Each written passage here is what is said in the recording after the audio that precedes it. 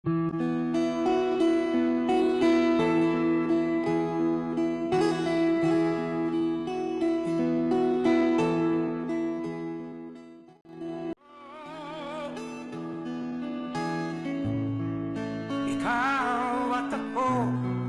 is utterly unacceptable and unfair that my name is being dragged into an alleged grand conspiracy. Napakaliwanag naman ang sabi ninyo, hindi ako mag-isa kahit ako ang kasama ng presidente nung nagsalita sa press con, hindi ako mag-isa ang nagplano. Isang grupo kami. Tapos pinangalanan mo. No, ma'am. Eh sinabi ninyo eh. I state, ma'am, again, executive privilege, but ma'am, Walang executive privilege kasi binunyag na I ninyo sa must TV. state it very clear. The nature of that diffusion is... Eh bakit si Congressman Arnie Teves may red notice na hindi pa natin nagagawa ng paraan? Good afternoon, everyone. I'd like to start by thanking the Senate Committee on Foreign Relations, chaired by Senator Amy R. Marcos, for the opportunity to clarify the truth about what transpired during the arrest of former President Rodrigo Roa Duterte and other related matters. I believe this is also a good venue for me and my fellow officials to clarify what really happened and to debunk and dispel the false accusations and fake narratives that have misled the public about this issue. As government officials, it is our duty to be truthful and to assure the public that our actions were proper and in accordance with the law. I, for one, have been the victim of relentless disinformation campaign aimed at destroying the integrity and credibility I have carefully built over 4 decades of public service, which began the day I entered the hallowed halls of the Philippine Military Academy.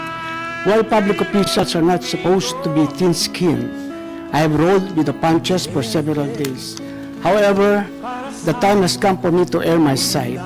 Therefore, I am grateful for the opportunity to speak before the Senate and present the truth. As a former member of the cabinet of the Duterte administration, it is also very hard for me to see the former president arrested. I worked closely with former President Duterte for so many years through the most serious crisis the country faced, and we have developed and nurtured a personal friendship. He trusted and respected me in the same way I trusted and respected him, even after our terms ended in 2022. I retired from public service when former President Duterte ended his term. However, the repeated calls for public service came again, and 6 months after my retirement, I was appointed by President Ferdinand Marcos Jr. to be his National Security Advisor. I saw my appointment as a continuation of my service to the Filipino people across different administrations. As a soldier, my loyalty has always been to the Constitution and the chain of command. This has always been my principle when I served as the Commanding General of the Philippine Army under President Noynoy Aquino, then as AP Chief of Staff, and later as Secretary of the Department of Interior and Local Government under President Duterte, and now as National Security Advisor under President Marcos Jr. In its position, I have held under several administrations. I have never played politics. I do not have a political agenda, nor do I have, or will I ever have political ambitions. I uphold the same principle in my role as National Security Advisor and Director General of the National Security Council. Thus, I'd like to state for the record that my role was limited to the mandate of my office, to assess that the situation does not escalate into a national security concern. The implementation of the ICC warrant is beyond my mandate, and I have no part in it. And may I also state for the record that I am not aware of any core group, nor am I a member of such group that allegedly planned and prepared for the arrest of former President Duterte. In fact, it was only on Tuesday morning, March 11, 2025, that I learned that there was already an Interpol red notice and that the ICC warrant of arrest would be served. There was also no intelligence operation. The former president's presence in Hong Kong, as well as his return to the country, was a public knowledge since it was heavily reported in both mainstream and social media. It is utterly unacceptable and unfair that my name is being dragged into an alleged grand conspiracy. I firmly deny any allegations of a grand conspiracy. In fact, the events in March 11 were spontaneous. As National Security Advisor, I was merely doing my job.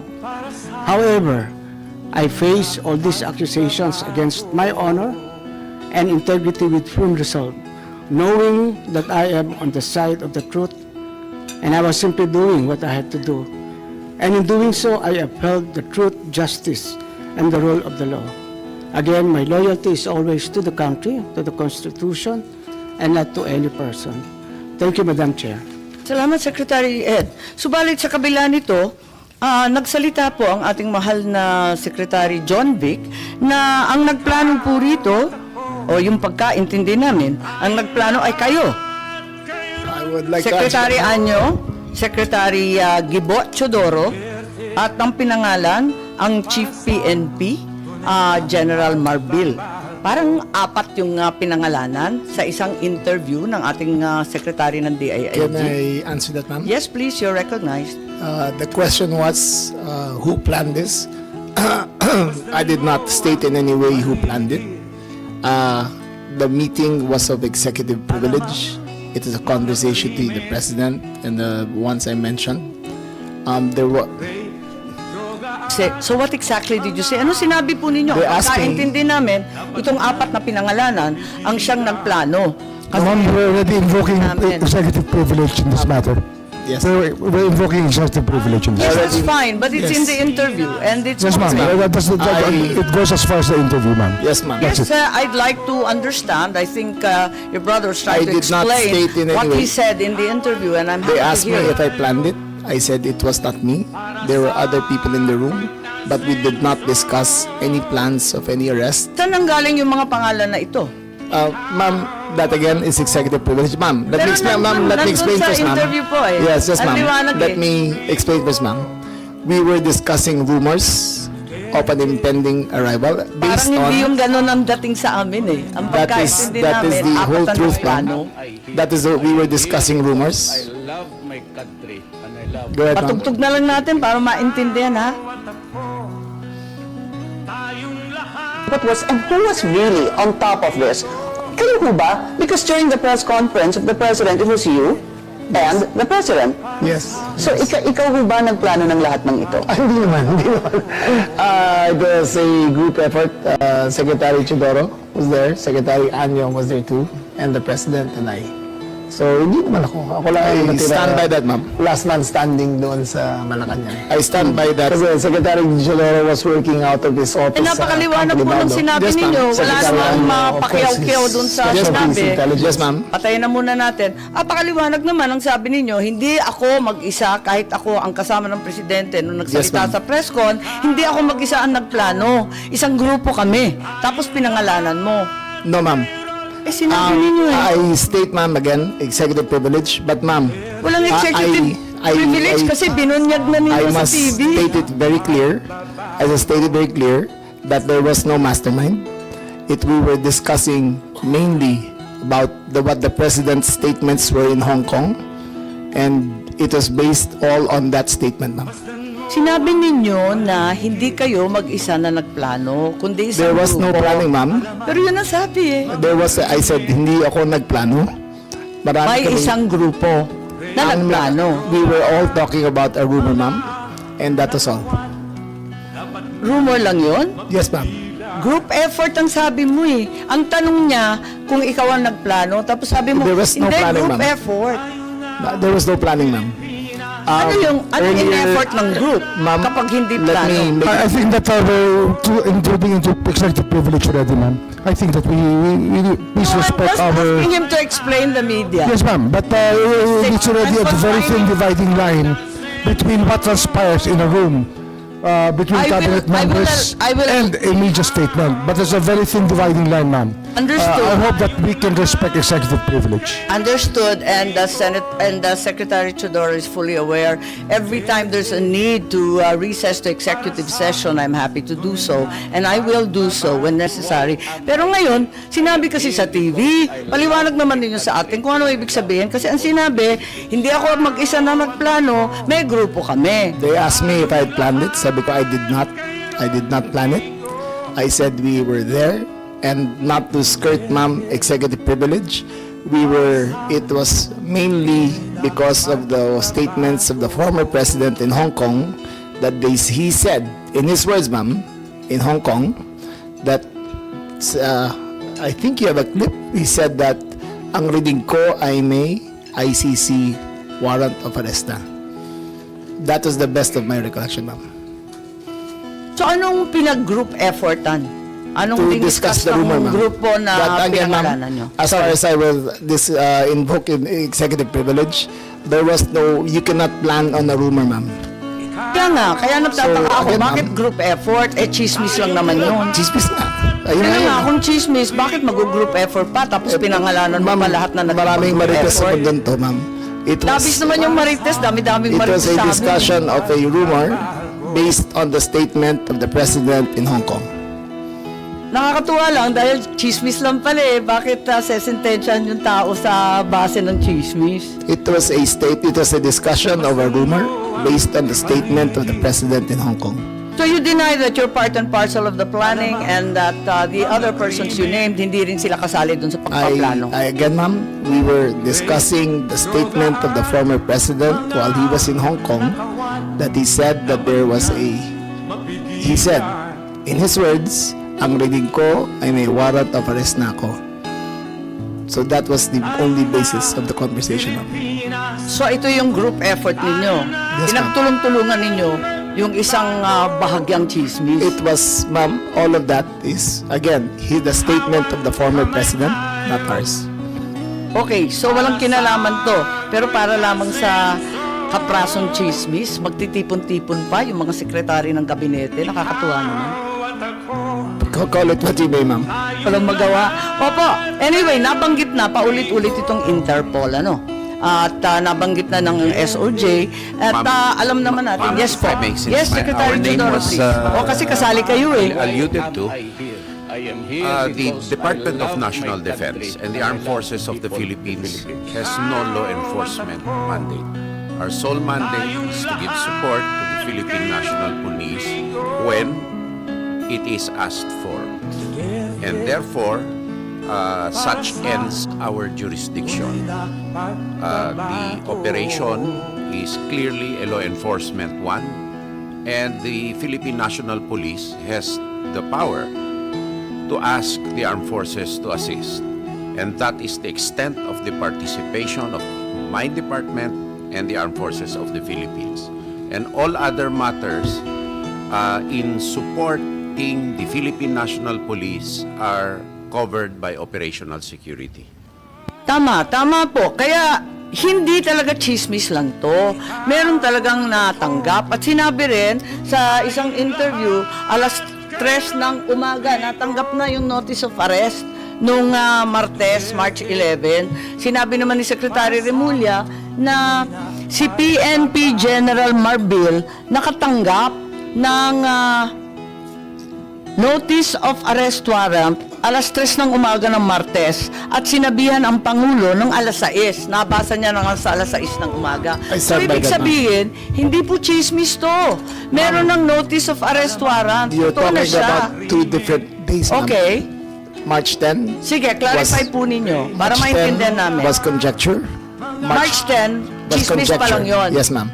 Dala nung salita galing sa Hong Kong. Yes, ma'am. Okay. March Tapos, 11 was a formalized transmission Okay.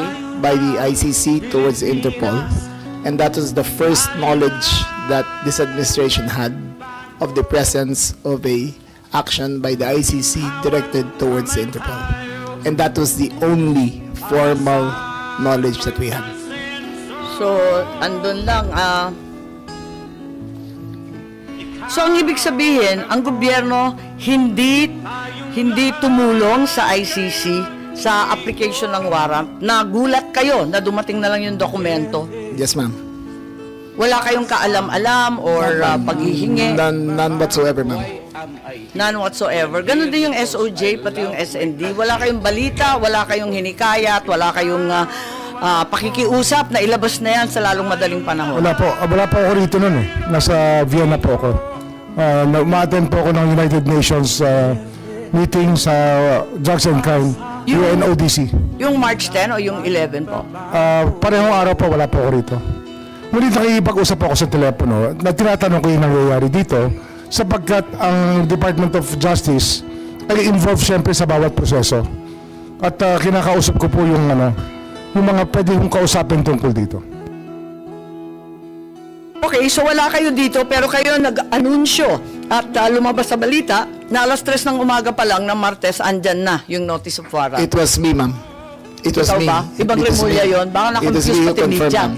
Po. It was me who confirmed during the press conference of March, on Tuesday, March 11, I think, that when the president asked me on when the notice of diffusion arrived, and I stated it was 3 a.m. Salamat. Okay, si General Marbil, may idadagdag po kayo. Kayo daw ang nakatanggap eh. Mama, natanggap ko po yun ay more or less after ng 3 o'clock. So, usually, ito po talaga ginagawa namin. Pagka meron pong request ang PCTC Interpol, we act po dun sa kanila po. Kung ano po yung request ng PCTC Interpol. Maraming salamat, General Marbil. At Interpol ang binabanggit na natin ngayon, ano? So, yung Interpol, ang Pilipinas ay isa sa founding member. Isa tayo sa nanguna sa pagtatatag ng Interpol noong 1952. Interpol's purpose is to facilitate cooperation and assist member nations, no? So, crime information sharing, investigative support, specialized training, transnational crimes in particular are the focus of this agency, and this comprise terrorism, cybercrime, organized crime, financial crime, and anti-corruption. And to ensure that it is not used for persecution, in its constitution, the Interpol has Article 3, providing that it's strictly forbidden for the organization to undertake any intervention or activities of a political, military, religious or racial character. So maliwanag yan sa Interpol, hindi sila manghihimasok sa politika at sa domestic affairs ng isang bansa. Ngayon, eto na yung press con ng ating Pangulo noong March 11 ng 2025 at sinabi niya, andito yata yan, it's a request of the Philippine government from Interpol. And to enforce the arrest warrant, and of course we comply with our commitments to Interpol. We did not do this because it was derived or it came from ICC, but rather from Interpol. Because they asked us, we have commitments to them, we live up to those commitments. I don't think we violated the country's sovereignty. Bakit naman? Dahil consistent naman tayo, hindi tayo tumutulong sa investigasyon ng ICC, wala tayong meron contact, pero not on an official level. We did not help them in any way. The arrest we did today was in compliance, ayan, mabasa ninyo, was in compliance with the commitment to Interpol at hindi yung ICC. Hindi natin kinakausap ang ICC, marami silang hinihingi sa atin ng mga dokumento, wala kaming binibigay. Yun lamang, hindi natin mahindian ang Interpol. So kung may duda sa ating pakikibahagi sa ICC, ang sinasabi ng Pangulo, ang ating commitment, obligasyon sa Interpol ay maliwanag at walang duda. So, ang sinasabi natin, kailan ba natanggap ng gobyerno na yung ICC naglabas na ng warrant of arrest laban kay Presidente PRRD? At alas 6 nga ng umaga. Yun ang pagkakaalam ko ngayon. So, hindi, On March 11. no inkling before, may marites lang. Sabi Marites lang po. Marami hong, ilang taon na po yung sinasabi na may lalabas na warrant of arrest. Ngunit ngayon lang ho talaga lumabas. March 11, alas 3 ng umaga. So hanggang sa March 11 ng alas 3, na tulad ng sinabi ni General Marbil na tanggap ninyo nung umaga, ay wala kayo ka-idea The only information we got was the words of the former president in Hong Kong. Sa Hong Kong. Sa Hong Kong, ma'am. Na andyan na. Yes, ma'am. Siya pang nauna, hindi kayo. Yes, ma'am. Nakakatuwa, no? Anyway, hindi ba March 8 pa lamang, marami na ring chismis na magkakaroon ng arrest warrant. In fact, the following day, mismo yung palasyo, Malacanang, sinabi na may mga haka-haka na ganun nga lalabas na and the government is prepared for any eventuality. Bakit nasabi yun kung wala pang hawak na notice or kopya? March 8 pa lang to, nagsalita na yung Malacanang. Ibig sabihin, andun na. Ma'am, the government is prepared for any eventuality at all times. That is the nature of our job. We will always be prepared. We will always be on hand to enforce any of these laws, ma'am. So it does not mean na yung executive o yung palasyo may nalalaman tungkol sa warrant Ma'am, of no arrest. one knew, ma'am. Walang may Again, alam. I repeat, ma'am, As of March categorically, no one knew until 3 o'clock of March 11. 3 a.m. Yes, ma'am. Sa umaga. Nung March 9, ang ating USEC sa PCO sabi, if Interpol hihingi ng assistance galing sa gobyerno, tutulungan. So why was Interpol already being mentioned and being bandied about as early as March 8, March 9, kahit wala pang notice, wala pang red notice, wala miski ano? Ma'am, maybe in context, sabi ko nga, marami ho naging pagkakataon na tumulong po Interpol sa atin, kaya hindi natin nalilimutan.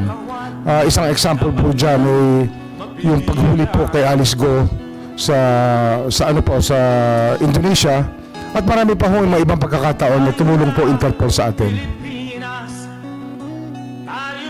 Ba't alam na ng palasyo that Interpol will be involved if at that time there was no confirmation or receipt of any warrant? Bakit nagsasalita na ang palasyo, nagsasalita na yung PCO, sinasabi na huwag kayo mag-alala, handa tayo sa anumang mangyari, bakit nagre-reassure na ang Ano palasyo? ho kasi yan? Parang Ang pinapanahon. mekanismo po kasi ng International Tribunal, katulad po ng ICC, ay lumapit po sa Interpol upang ipamahagi o upang isolve ang warrant kasi wala po sila sariling po kapulisan ang ICC. So, Kaya alam na umaasa ninyo- rin po sila sa Interpol. Tama. So, ang executive, alam na ninyo na ang Interpol ang gagamitin. Hindi sa wala Ay, tayo. ano po yun eh, logical lang po yun. It's logic that Interpol will be the one used as they were the ones used in the past already. Alam naman natin na gagamitin ng Interpol, pero hindi naman laging Interpol ang ginagamit ng ICC. Hindi ko po alam yung iba. Paano natin Ang alam alam? ko lang ho, Interpol talaga. Ang alam natin, iba-iba, di ba, sa history ng ICC. Kaya nagtataka ako, ba't ang aga-aga, March 8, alam na natin Interpol ang magbibigay ng warrant? Marahil ho kasi ang Interpol may opisina rin po sila sa sa Paris tsaka sa Hague. Kaya nag-uusap-usap po lahat 'yan. Yung Eurojust, Europol, ICC, ICJ, isang lugar lang po 'yan sa The Hague. Oo, alam natin, pero iba-ibang pamamaraan ang ginagamit ng ICC para hulihin, dakipin, at mag-serve ng warrant. So, ang sinasabi natin, siguro sina General Marbil, pagkat sila naman ang nakatanggap nito, walang contact or coordination sa ICC or Interpol bago March 11. Bago March 11, yung alas 3 ng umaga, nung sinasabi po ninyo, talagang wala kayong ka-idea, walang notice, walang timbre, walang tawag, walang kaalam-alam ang Pilipinas tungkol dito. Ma'am, can I answer that, ma'am? Si General Marbil ang tinatanong po. Pwede kayong magdagdag, mamaya. Ma'am, wala po kaming communication with the ICC except for the PCTs lang po. We rely on the Philippine Center for Transnational Crime. Teka, so kauna-unahang pagkaalam mo tungkol dito sa warrant mula sa Interpol nung Marso 11, ika-11 ng Marso, tama ba? Yes, Madam Chair. Sigurado kayo, ha? Yes, Madam Chair. Oo, okay. So, but you just said na it doesn't go to you directly. Sabi mo, dumadaan muna sa transnational crime. Pwede ba natin tanungin ang ating head ng transnational crime? Andito po si Executive Director Alcantara.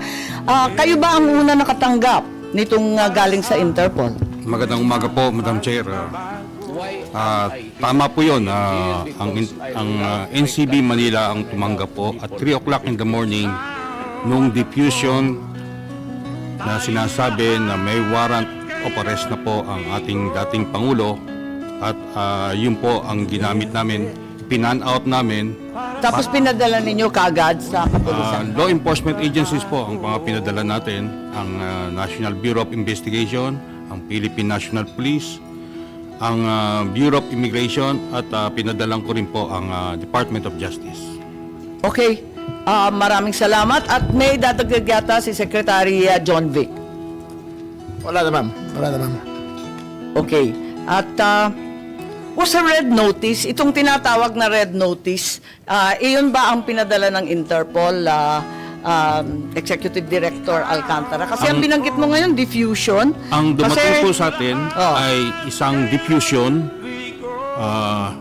isang commonly tinatawag na red diffusion. Teka, ang pagkaalam ko, iba ang notice at iba ang diffusion. Iklaro po ninyo, alin na natanggap? Ipapaliwanag ko po. Ipapaliwanag ko po. Ang red notice po ay a request for international police cooperation that has been applied for by a member country or entity that are distributed to every member of the organization. Opo, alam natin yon. Pero ang sabi kanina, red notice ang natanggap. Ngayon ang sinasabi mo, hindi red notice, kundi diffusion lamang. Tama po. Alin ba talaga? Diffusion po. Walang red notice. Nagkakaroon po ang general public or everybody ng Pero alam natin na hindi magkapareho yun. It's equivalent po to a red notice. Hindi po. Ang red Mas alam ninyo ito sa akin. Opo, Ang opo. diffusion po hindi red notice. Tingnan lang natin ang website. Ang diffusion po is a request for international police cooperation that is coming from an entity or another member country that is directed to another member country or Tama, several oo. countries. Yun po ang pagkakaiba. Sa member to member, Opo. it's an unverified report requesting for information. Humihingi lang, makikipakilang sa kapwa member na kung maaari, tulungan ninyo kami. Pero hindi siya verified, hindi siya dumadaan sa kanilang commissioner, hindi siya pinopost sa website katulad ng red notice. But Tama po it ba? went through the police of the organization's police database. Pumasok din po yon sa database. Pumasok sa database pero unverified. Maliwanag siya, di ba? Papaliwanag po na- So, hindi po red notice ang natanggap. Tama? Diffusion po. Red Diffusion. And more technical po, it's a wanted person diffusion. Tama. More technical. So, walang red notice. Kapag walang pag-diffusion lang, ang pagkaintindi natin, humingi lang ng impormasyon, di ba? Hindi po. Meron po tinatawag na red diffusion, blue diffusion. Oo, maraming kulay yun eh. Yung sinasabi po niyo na humihingi lang ng impormasyon is blue diffusion. Okay, may kulay ba ito? Yung pinadala sa atin, anong kulay ng diffusion? Ito po ay wanted person diffusion. So, walang red notice. Hindi po siya red notice. Nakatanggap pa tayo ng red notice at any point? Itong pong wanted person diffusion na to, pagpasok po sa Interpol sa Leon, pa-process po ng notices and diffusion. Opo, alam po natin yon. Alam natin yung procedure. ang kasunod po Madalas nun- na natin ginawa yan eh. Kasunod po nun, mag-i-issue sila ng red notice. But this Teka. time, dahil po may urgency, they decided na it will go through by So lumundag na diffusion. tayo mula sa diffusion, hindi man lang na-confirm, hindi man lang napagtibayan, hindi man lang nadaan sa commissioner nila, hindi man lang nailagay sa website o naging opisyal, lumundag na po tayo. Sa diffusion pa lang yan mo. Hindi, kasi inaamin ninyo, wala namang red notice kailanman. It is our job to find it out immediately, disseminate immediately, because the nature of the diffusion is... Bakit si Congressman Arnie Teves may red notice na, hindi pa natin nagagawa ng paraan? Hindi ko po masabi. Ma'am, yung kay Arnie Teves ho, kaya ho siya nahuli sa East Timor ay dahil sa red notice. Yun ang dahilan. Oo, klaro po yun, yung red notice. Kaya nga, ang pagkaintindi namin, red notice din ang sinasabi. Ngayon, lumalabas na wala kailanman na lumabas na red notice mula sa Interpol, kundi diffusion lamang. Baka dahil sa panahon, kasi mabilis po ang pagganap ng lahat, yung mga pangyayari. Mabilis po nangyayari. Kaya marahil, sa ordinaryong pagkakataon, nandyan po ang red notice. Mura dito, wala akong pagkakataon marahil. Madam Chair, gusto So, ko... ibig sabihin, ang katotohanan, walang red notice. Mag-ingat po kayo, you're under oath, makokontempt po tayo. Dahil pagbibigyan natin, kasi sabi, red notice, yung pala, hindi red notice, nasa diffusion na po. There was no red notice and what was issued was merely a diffusion. Pakita po natin, may pagkakaiba yan, matindi. So, itong diffusion, hindi yan pinagtitibay ng Interpol Secretariat. Hindi dumaan sa Commissioner. Tama po ba? Meron pong disclaimer to say that it did not go to a review of the notices and task force diffusion. So, may So, disclaimer. nag-mobilize ang pamahalaan ng libo-libo, 7,000 ang pinagmalaki na kapulisan para sa isang request for information ng Interpol na unverified. Pinahihingi lang. Walang sinasabing nagmamadali. Pero, lahat ng government resources, pinaandar na dahil sa simpleng request sa kapwa membro. Tama po? Ang iko-correct ko po ay hindi information ang hinihingi po. It is a wanted person notice, diffusion notice. Diffusion. Hindi po Diffusion siya notice. wanted person po ang nandoon. Okay, pakita natin. Medyo maliit ang letra, pero basahin natin. Pwede bang palakihin para mabasa na maigi pa? Okay, so maliwanag, tama po na dumating ng 3:04 ba to? Correct po, tama. Ng umaga, Arian. Ang liwanag. Tapos,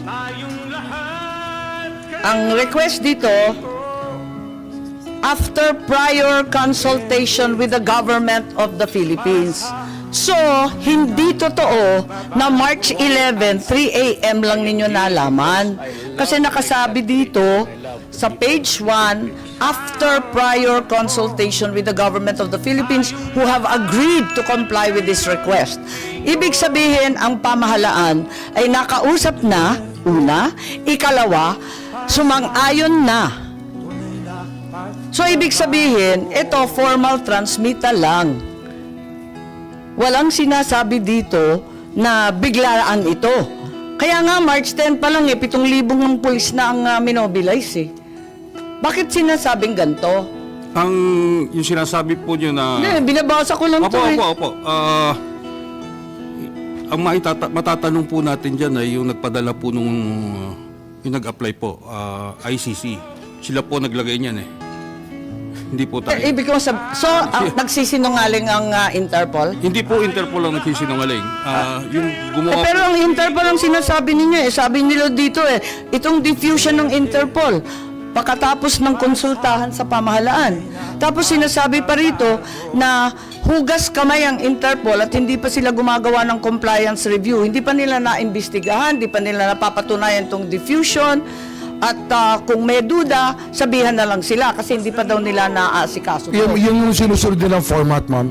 Hindi ho lahat na sinasabi dyan ay gano'n na lang po ang katotohanan kasi nag-iingat lang po sila na makatabig sila na mali. Kaya marami ho silang paniguradong mga salita sa kanilang form letter. Form letter po yan Sasabihin nila na Nagaya ho niya, nung sinabi na meron silang pagkatapos consultation, na makipag-ugnay sa gobyerno ng Republika ng Pilipinas, ang palaisipan ko po, sino ang kausap dito? Dahil hindi naman po kami ang kausap. sinasabi ninyo, palusot lang to, hindi to totoo. Hindi po, yung Ano form tayo letter. maniniwala sa Interpol? Yun po yung kanilang form letter. Kaya, kung ako, hindi ko ho alam talaga kung sino kausap. Pero may sinasabi po dyan na meron silang kausap. Pero ako, wala akong kaalaman. Baka alam ng kapulisan sino ho ang kausap, baka alam ni Secretary Anyo. Ang liwa-liwanag dito, hindi naman ako nagchichismis o nagkakahaka. Ang liwanag nakausap na daw yung gobyerno at sumang-ayon na daw ang gobyerno na arestuhin. Paano ba to? At ito daw ay formal transmittal lamang. Ibig sabihin, nauna yun. And I love the people. Andyan yan, liwanag oh. Anybody wish to comment? Secretary Anyo, please. General Marbil. Bakit may prior consultation and assent? Bakit sumang-ayon ng mas maaga? Well, Madam Chair, I'm not aware of any coordination of that, and I only learned of this diffusion and warrant arrest in the morning of March 11. So, yun lang. So lahat kayo, March 11, 3 a.m. o 3:04. Ito yata dito. Tama naman yun. Pero, Executive Director Alcantara, Opo. form letter ba to? Medyo specific to prior consultations with the government of the Philippines. Hindi siya form letter I cannot Nakakita na rin confirm kami. or deny, Nakakita but, na rin kami ng it ganito. looks like a form letter. Form letter? No, it Hope looks agreed like- to comply? Okay. It's a genuine letter from the Interpol that came from the Interpol Oo, tama. system. Verified naman to. Opo. Kaso nga lang, unang-una, diffusion lang siya. No such thing as red notice was ever received. Ma'am, Sabi mo, dahil sa kailangan i-expedite. Ikalawa, tinatanggi ninyo na merong prior consultation dito at saka acquiescence or agreement. Hindi ko po masagot yung prior consultation. Ang masasagot Wala, ko po... nandito lang. Oh. Ba't nila isusulat yan kung dito to, oh? Okay, basahin pa rin natin. Andito tayo, no? Ayan, si Senator Cayetano, maraming nakikita yata eh. Tapos sa page 2, no? Gusto ko lang matignan to, no? Kasi ang liwanag po nito eh. Ang sabi dito, basahin po natin yung page 2, ano? Ayan, the ICC has been mandated to investigate crimes against humanity. Pakitignan na lang po ang sumunod. Sige, itaas pa po yan. Indirect co-perpetrator. So, ibig sabihin, hindi siya principal, indirect pa. Parang ganun po yung understanding. Sino yung direct? Saan na yung direct? Ba't hindi inuna? Pangkaraniwan ba to na hinuhuli muna yung indirect kesa sa direct? I love my country. Form lettering ba ba to? People, the Philippines. Iba ho kasi yung legal language na ginagamit ng iba't ibang bansa sa kanila hong pagbibigay ng communication.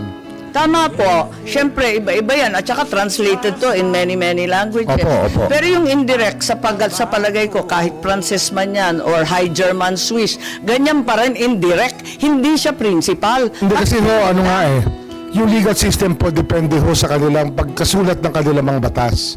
Kasi kagaya ho sa atin, conspiracy po ang tawag natin dyan, di sa ating bansa. Co-conspirator po ang tawag sa isang taong Tama. participate sa Kaya isang nga, krimen. Ito, co-perpetrator. Yun nga ho yun. Pero Marahil yun po yung definition niya ay lumalapit po sa ating definition na conspiracy sa ating bansa. So yun po yun. Marahil lagay natin sa konteksto na yun po ang kanilang lingwahe sa kanilang batas, sistema ng batas. Iba ho ang lingwahe natin dito. Naku, kahit i-Francis yan, yung indirect, hindi direct, di po ba? Oh, ganun din naman sa conspiracy eh. Kaya nga, Oo. kaya nga nagtataka lahat. Bakit siya unang hinuli? Bakit siya dinampot bigla? Hindi naman pala siya yung bida. Hindi naman siya yung kontrabida. Pero sinabi ho na co-perpetrator. Tama, pero indirect. Kasabwat. Sinabi ho diyang kasabwat. Okay. Ngayon, tignan natin. Action to be taken. Locate and arrest with a view to extradition. Assurances are given extradition will be sought upon arrest of the person in conformity with national laws or the applicable bilateral and multilateral treaties. Ibig sabihin, hindi yung kidnapping or yung Hindi po extraordinary kidnapping. Wala hong rendition. nangyaring kidnapping, ma'am. Pero may extradition, bakit? Hindi, meron ho dalawang option yan eh. Ang haba Ang ng proseso. international humanitarian law gives us two options. Walang nakasulat. There are two options under international humanitarian law. I'm just The first talking option is about the extradition. diffusion, No, I have to explain the law, ma'am. The international humanitarian law gives us two options: extradition or surrender. And we chose the surrender path, ma'am, not extradition. So despite the myriad and ironclad commitments to Interpol, hindi tayo sumunod dito sa hinihingi. Hindi mo sila familiar sa system Ang natin. hinihingi nila, extradition, hindi surrender. Di po ba? Ang liwanag eh. Hindi, yan po ay kanilang sinasabi kasi yan po ang customary law sa maraming bansa na extradition. Kanina sinabi mo, Hindi, kaya nga eh, customary yun law, yung procedural at administrative, hindi din Hindi, pero yun nga ho eh. Hindi nila alam yung ating batas eh. Hindi mo nila alam na meron tayong Republic Act 9851 na nagsasabi pwede extradition o pwede surrender. Teka, Ang pinili po namin executive action po, surrender po. Tapusin muna natin yung sentence kasi meron pang karugtong. Extradition will be sought upon arrest of the person in conformity with national laws. Susunod tayo sa 9851. Yes, so sinunod dyan, 9851. O, sige. And hindi extradition ang aming ginamit, kundi surrender. Duterte para sa tunay na pagbabago.